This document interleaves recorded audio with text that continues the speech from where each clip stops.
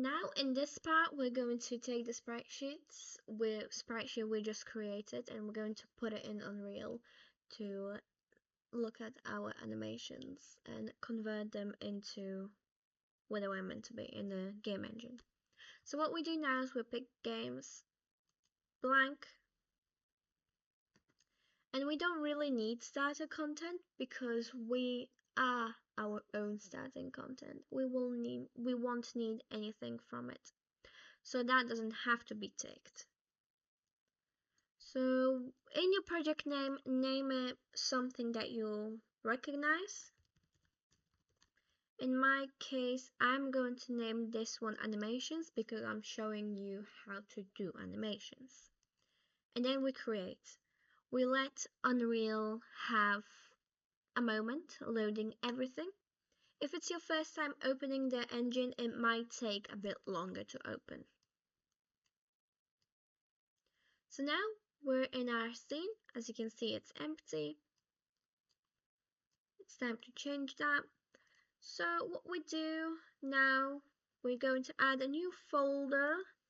I'm going to call it Sprites, and it's going to show up in the content. So now we can drop files or right click to create content like it says in the content drawer. We can find it at the bottom. We can click it or control spacebar. I'm going to right click into the empty space in your content drawer, and I'm going to go import to game sprites. Now I know where I saved my sprite sheet, so I'm going to open it. So now we've got sprite sheet.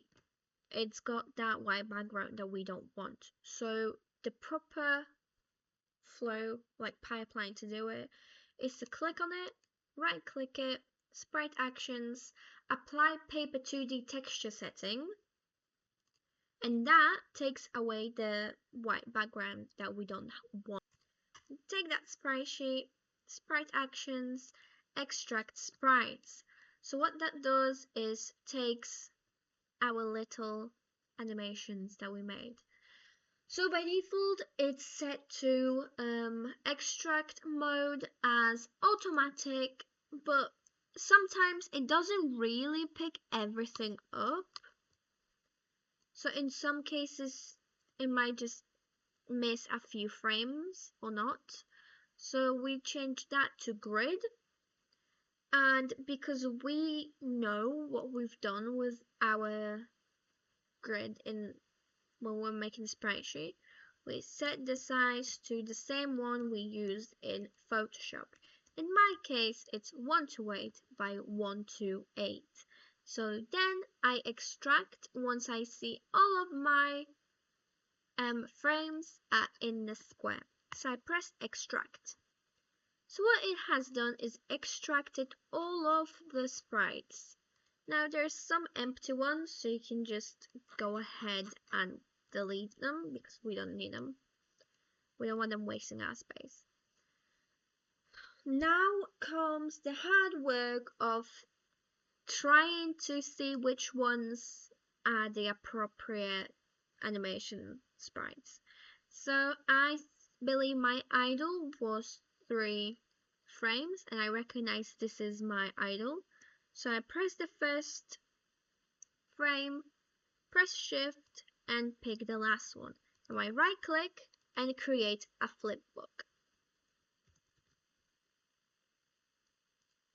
And I call it idle. So if I drag it onto the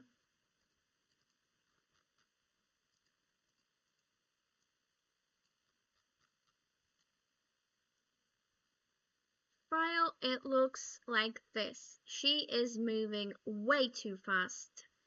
So now I can double click this idle, which has paper flipbook written at the bottom. Now I can preview it, and it's going way too fast. And the way to fix that is to change frames per second. So how many frames do you have running this animation? So I've got 3. So once I change that, as you can see, it looks better. This is where you can see some of the errors that I have committed while working in Photoshop. So because I used a softer brush when I was making it, you can see the white outline. And because I didn't place my sprite sheet frame, when I was making the sprite sheet, I didn't place them in, like, I didn't pay much attention to where I was placing them. So there is that bit of a jitter going on. So it's not perfect. So she moves her entire self rather than just her foot and blinking. So don't be me. Make sure you look through your sprite sheet. Make sure everything's aligned and how you want it to be. But for the purpose of this tutorial, this is fine. So that's how you extract animation from your sprites. I've put my animation in by just clicking and dragging the paper flipbook. And now you can do the rest. You know what to do with the rest of your animation. So good luck.